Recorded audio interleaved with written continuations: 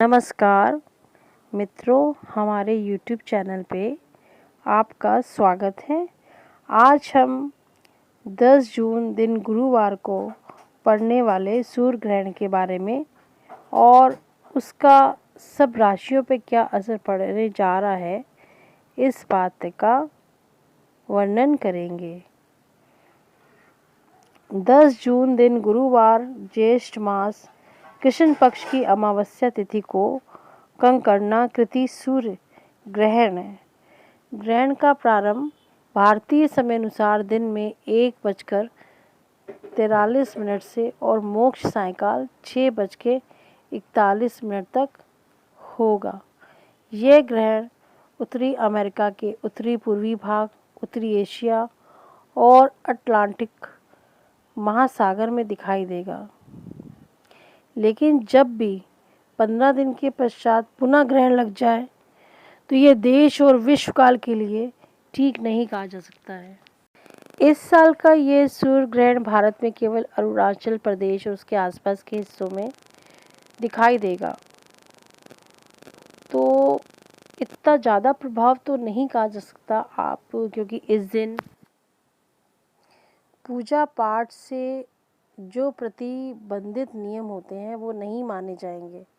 पूजा पाठ करी जाएगी और इस दिन आसानी से लोग शनि जयंती और वट सावित्री व्रत की पूजा कर सकते हैं। 10 जून को लगने वाला जो ग्रहण है वृष राशि और मृगशिरा नक्षत्र में लगेगा। अब हम सभी राशियों पर इसका क्या प्रभाव पड़ेगा, इसकी विस्तृत बात करते हैं। सबसे पहले राशि है मेष। ग्रहण का प्रभाव ठीक ही रहेगा और चूंकि ये ग्रहण आपके द्वितीय भाव पे लग रहा है और इस समय हो सकता है कुछ पैसे संबंधी आपको परेशानियां आए, पर थोड़े दिन में कुछ अचानक ही लाभ होने का संभावना दिख रही है। थोड़ी कैरियर में दिक्कत का सामना करना पड़ सकता है, पर धन की प्राप्ति फिर भी होगी। वृष राशि, ये ग्रहण आप ही की राशि पे लग रहा है, इसलिए इस राशि के जातकों को मेंटल टेंशन, स्वास्थ्य संबंधी परेशानियों का सामना करना पड़ेगा। धन की हानि हो सकती है। अपने और अपने परिवारजनों के स्वास्थ्य का ध्यान रखें। मिथुन राशि, मिथुन राशि में ये ग्रहण आपके 12वें घर में होगा और इसलिए यात्राएं बढ़ सकती हैं, खर्चे बढ़ सकते हैं, तो थोड़ा खर्चों पर नियंत्रण रखें। इसके अलावा आपको अपने कार्य से संबंधित यात्राएं भी करनी पड़ सकती हैं, उन पे खर्चा हो सकता है, या धर्म के कार्यों पे या मांगलिक कार्यों में भी खर्चा हो सकता है। और कुछ आपके जो वाद विवाद थे उसमें आपको जीत भी हासिल हो सकती है, जैसे कोर्ट कचहरी या किसी से शत्रुता है, इस तरह के मामले निपट सकते हैं। कर्क राशि, कर्क राशि वालों का जो ये ग्रहण है वो 11th हाउस में पड़ रहा है, तो आपके इनकम के नए सोर्स जनरेट होंगे, आपको लाभ की प्राप्ति होगी और नए नए रास्ते खुलेंगे और आपके पास नए आइडियाज़ आएंगे या नए लोगों से मिलना जुलना होगा जिनसे आप नए अपने काम शुरू कर सकते हैं। बस वाणी का सोच समझ के प्रयोग करें और ध्यान रखें कि किसी से कोई वाद विवाद ना उत्पन्न हो, कि कोई लीगल कॉम्प्लिकेशन उत्पन्न हो जाए। सिंह राशि, ये ग्रहण आपके दशम भाव, कर्म भाव और पिता के भाव पर बन रहा है, तो पिता से कुछ मतभेद या फिर पिता के कार्य क्षेत्र में कुछ प्रॉब्लम आ सकती है और आपके कार्य क्षेत्र में भी कुछ प्रॉब्लम्स आ सकती हैं। घबराने की ज़रूरत नहीं है, आपके योग अच्छे चल रहे हैं और आपके कार्य क्षेत्र बढ़ेंगे, पर थोड़ा सावधानी रखें कुछ भी डिसीज़न लेने से पहले। और आपके धन प्राप्ति के योग बन रहे हैं नए, और इसके अलावा आपको नई चीज़ें कुछ सामने आएंगी, उस चीज़ को सोच समझ के एक्सेप्ट करिए और उसका फ़ायदा उठाइए। ये समय काफ़ी उत्तम है पार्टनरशिप से या पति से या पति पत्नी से थोड़ा सा वैचारिक मतभेद ना हो, इसलिए वाणी का प्रयोग सोच समझ के करें और उनसे बना के रखें। स्वास्थ्य में भी कोई परेशानी आने की योग नहीं है, सिर्फ पिता की हेल्थ का ध्यान रखिए। ये समय आपके लिए बहुत अच्छा है, इसका फ़ायदा उठाइए। कन्या राशि वालों के लिए ये ग्रहण नवम भाव में होगा, तो आपका जो भी परेशानियां आएंगी या फेस कर रहे हैं उन सबसे बचने के लिए बहुत उत्तम समय है कि आप धर्म के कार्य, पूजा पाठ में पैसा खर्चा करें, तो आप इन सब प्रॉब्लम से बच जाएंगे और पराक्रम भी आपका बढ़ेगा और आर्थिक धन लाभ की संभावना दिख रही है। कहीं लोन के लिए आपने अप्लाई किया हुआ है तो लोन के रास्ते खुलते हैं और प्रेम में सफलता प्राप्ति के योग दिख रहे हैं। तो ये समय खराब नहीं है, बस आप धार्मिक कार्यों पे खर्चा करते हुए अपनी परेशानियों को दूर कर सकते हैं और इस समय का फ़ायदा उठाइए। तुला राशि पे ये जो ग्रहण है वो आपके अष्टम भाव में होने जा रहा है, तो अष्टम भाव परेशानियों का भी कारण है, तो आपके जीवन में कुछ परेशानियां आ सकती हैं। अतः धार्मिक कार्य, धन्य धान्य का दान करिए, इससे आपको अपनी परेशानियों में कमी आएगी। दूसरा, आर्थिक लाभ के योग दिख रहे हैं, कुछ प्रॉपर्टी संबंधी विवाद जो थे वो हल होते दिख रहे हैं और आपको धना आगमन में कोई प्रॉब्लम्स नहीं होगी।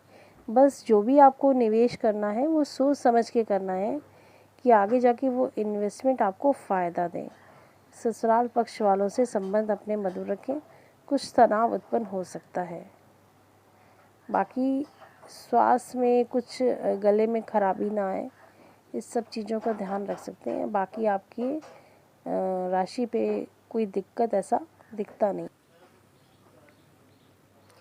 वृश्चिक राशि, इस राशि वालों का जो ग्रहण पड़ रहा है वो सप्तम भाव में पड़ रहा है, अतः पार्टनरशिप में मतभेद आ सकता है या पत्नी पति से तनाव उत्पन्न हो सकता है। तो अपनी वाणी का सोच समझ के प्रयोग करें।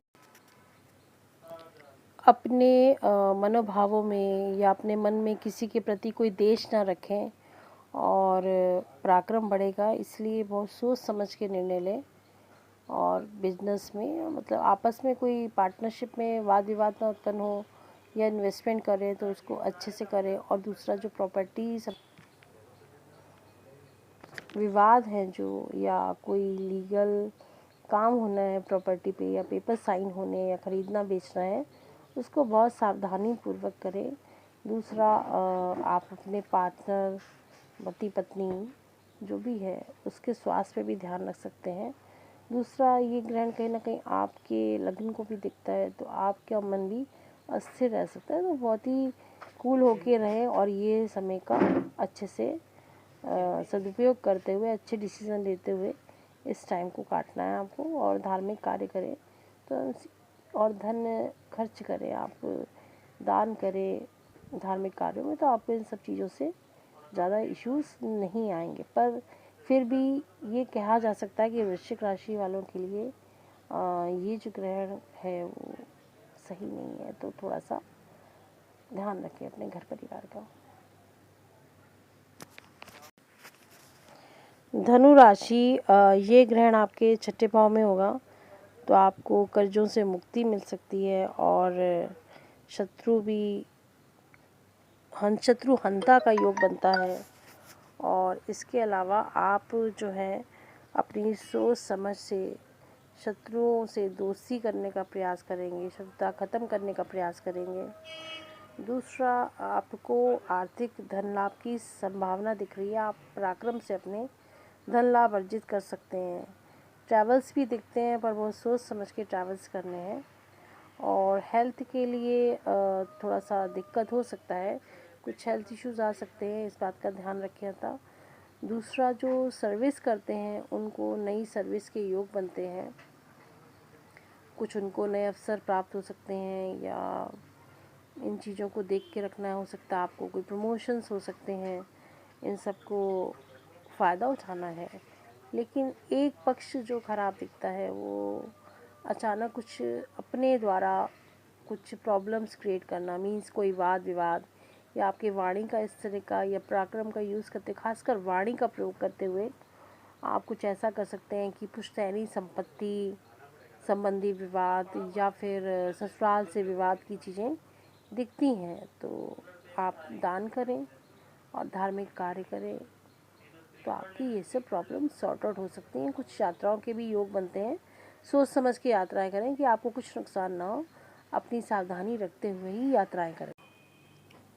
मकर राशि, मकर वालों का जो है आपके पंचम हाउस में ग्रहण का योग बन रहा है, तो थोड़ी सी परेशानियां ये आ सकती हैं कि आपकी बुद्धि भ्रमित हो सकती है, तो आप बहुत ही सोच समझ के निर्णय लें। लेकिन इसमें ये भी दिखता है कि आपके लाभ में वृद्धि या धन में वृद्धि के संकेत दिखते हैं।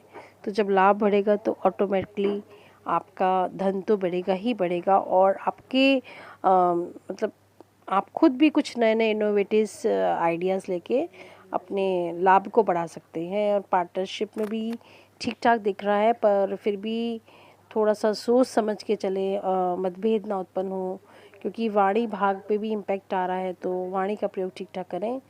और एजुकेशन लाइन से जुड़े हुए हैं या एजुकेशन बच्चे जो स्टूडेंट्स हैं उनके लिए समय काफ़ी उत्तम है और प्रोग्रेस की संभावना दिख रही है। बट सिर्फ ये है कि लव लाइफ और पार्टनरशिप में थोड़ा सा ठीक ठाक चलें, क्योंकि लव लाइफ में दिक्कत ना हो और पार्टनर से कोई दिक्कत ना हो। और जिनकी नौकरी है उनको नौकरी से नई प्रमोशंस मिलने के योग बनते हैं, आप उसका फ़ायदा उठाएं। या कुछ नई चीज़ें दिखती हैं नौकरी में, कुछ आप ऐसा प्लान कर सके, अपनी प्रमोशन के लिए अप्लाई कर सकते हैं, ये सब चीज़ों का योग बनता है। कुंभ राशि में जो ये गोचर है वो चौथे भाव में हो रहा है, और वहाँ पे बहुत सारे ग्रह इकट्ठा हो रहे हैं। तो आपको अपने माता का, भूमि के, मकान, वाहन का और अपने हार्ट का बहुत अच्छे से ध्यान रखना है। और ख़ासकर जिन लोगों के सूर्य ग्रहण है, सूर्य के साथ राहु का ग्रहण है कुंडली में, उनको तो खासकर और अपनी तबीयत का ख्याल रखते हुए आपको आगे बढ़ना है। और विरोधियों को आप परास्त कर सकते हैं, पर विरोधी भी आप पर भारी पड़ सकते हैं। ध्यान रखें कि कोई भी जल्दबाजी या इस तरह के कोई डिसीजन से या वाणी के एक खराब प्रयोग से आपका कुछ गलतफहमी या वाद विवाद ना उत्पन्न हो, तो रोगी बढ़ सकते हैं, कोर्ट कचहरी मुकदमे का योग बढ़ सकता है। दूसरा, ये गोचर जो है आपके प्रेम भाव को भी रिलेटेड दे रहा है, तो आपको ध्यान रखना है कि प्रेम संबंधों में कहीं कोई परेशानी ना आए। दूसरा जो है, आपको नौकरी में कोई परेशानी न उत्पन्न हो, इस बात का भी ध्यान रखना है। और लाभ में कुछ अचानक की प्राप्ति हो सकती है, तो आप उसका फ़ायदा उठाएं। फिर भी आप स्वास्थ्य और इन सब चीज़ों में अपना बहुत ख्याल रख के चलें, और अपने घर वालों का। और जो प्रॉपर्टी मान लीजिए कुछ बेचने का ऐसा योग ना बन जाए, या ख़रीदते बेचने का कुछ भी योग है, तो उसमें पेपर वर्क बहुत सावधानीपूर्वक करना है, कि ग्रहण का इम्पैक्ट है तो आपके साथ धोखेबाजी हो सकती है, लीगल कॉम्प्लिकेशन हो सकते हैं। पेपर वर्क बहुत सोच समझ के करना है। मीन राशि में जो गोचर है तृतीय भाव में हो रहा है, तो हो सकता है आपका पराक्रम बढ़े और आपके भाई बहनों से या सगे संबंधियों या मित्रों से मतभेद कुछ उत्पन्न हो, तो उसको आप ध्यान रखें कि आपके बीच में प्रॉब्लम्स ना आए, रिश्तों में तल्खी ना आए, इस चीज़ का ध्यान रखें। दूसरा, प्रेम संबंध तो ठीक हो सकते हैं, उनमें कुछ बेटर चीज़ें दिख रही हैं। और दूसरा दिख रहा है कि आप धार्मिक कार्यों से जुड़ेंगे और धर्म के कार्य करेंगे, तो आप दान पुण्य करके इसका फ़ायदा उठाइए। बाहर की यात्राओं के कुछ योग दिखते हैं और उनसे फ़ायदा भी दिखता है। तो इकोनॉमिकली तो आप एजुकेशन पार्ट से या एजुकेशन लाइन में हैं, स्टूडेंट्स हैं, तो आप अपना फ़ायदा उठा सकते हैं। तो ये गोचर आपके लिए ज़्यादा ख़राब नहीं है, बस रिश्तों में कुछ प्रॉब्लम्स ना उत्पन्न हो पाए, इस बात का ध्यान रखें। अब हम एक देश पे, विश्व पे क्या प्रभाव पड़ेगा इसकी बात करते हैं। चूँकि ये ग्रहण 15 दिन के अंतराल में ही दूसरा ग्रहण है, तो ये ग्रहण अच्छा नहीं माना जा रहा है। इसी की वजह से आप देख रहे हैं प्राकृतिक आपदाएं आ रही हैं, आंधी तूफान आ रहे हैं, बारिश आ रही है, आगे राजनीतिक उथल पुथल दिखती है, और लोगों के बीच में असंतोष पैदा दिखता है सरकार के प्रति। और कुछ प्राकृतिक घटनाएं बढ़ सकती हैं। और इसके अलावा जैसे जो लोग वैसे भी कोरोना की वजह से भी समस्या से गुजर रहे हैं, पैसे की तंगी, लोगों के कर्जे बढ़ रहे हैं, तो ये सब चीज़ें तो बढ़ेंगी बढ़ेंगी, पर इनसे घबराना चाहिए। ये मेन काल जो होता है 21 दिन का होता है, इसको ख़त्म होने के बाद चीज़ें कुछ अच्छी होनी शुरू हो जाएंगी, क्योंकि गुरु भी कुछ अच्छे प्रभाव में आने शुरू हो गए हैं। तो बाकी चीज़ें कंट्रोल होना शुरू हो जाएगी। सिर्फ 21 दिन का टाइम है, तो सब्र रख के थोड़ा सा इस टाइम को काटे। और ख़ासकर गर्भवती स्त्री जो है इस काल में अपना ध्यान रखे, चंदन का लेप करके या चंदन और गेरू का लेप करके रखें, या तुलसी के पत्ते रखें अपने पास, और ये समय जो है काटे, ग्रहण का समय जो होता है। और इसके अलावा आप दूर्वा लेके उसको गंगा जल से डुबो के सारे घर में छिड़कें, और ग्रहण शुरू होने से पहले ही अपने खाने के सामानों पे तुलसी रख लें। और इसके अलावा आप जो है मंदिर में मूर्तियों को ना छुए, ना तुलसी जी को छुए जब उनका सूतक आरंभ हो जाए। और इसके अलावा आपको चाकू, कैंची, ये सब सामानों का प्रयोग नहीं करना चाहिए, जो भी नुकीले हथियार होते हैं इस तरह का। दूसरा, इस समय आप गायत्री मंत्र, आदित्य हृदय सूक्त का पाठ कर सकते हैं। इसके अलावा जो भी सुंदरकांड का पाठ कर सकते हैं, जो भी पाठ आपको अच्छा लगे आप पाठ कर सकते हैं। और इस समय किया गया जो दान है और जो बहुत ज़्यादा उसका अक्षत फल प्राप्त होता है, तो दान करें, वो गरीबों को दें, और ख़ासकर अनाज का दान दें, तुला दान दे सकते हैं। और जिनमें शनि की साढ़े साथी चल रही है, या जिनके गुरु अच्छे नहीं हैं, गुरु कुंडली में ख़राब बैठे हैं, उनको तो ज़रूर दान करना चाहिए। शनि के लिए तेल छाता दान कर सकते हैं, गुरु के लिए पीली चीज़ों का दान किया जा सकता है। और सूर्य भी जिनके ख़राब है उनके लिए उनको गेहूं का दान करना चाहिए, और गरीबों को दें तो आप इस तरह के कष्ट दूर हो जाएंगे।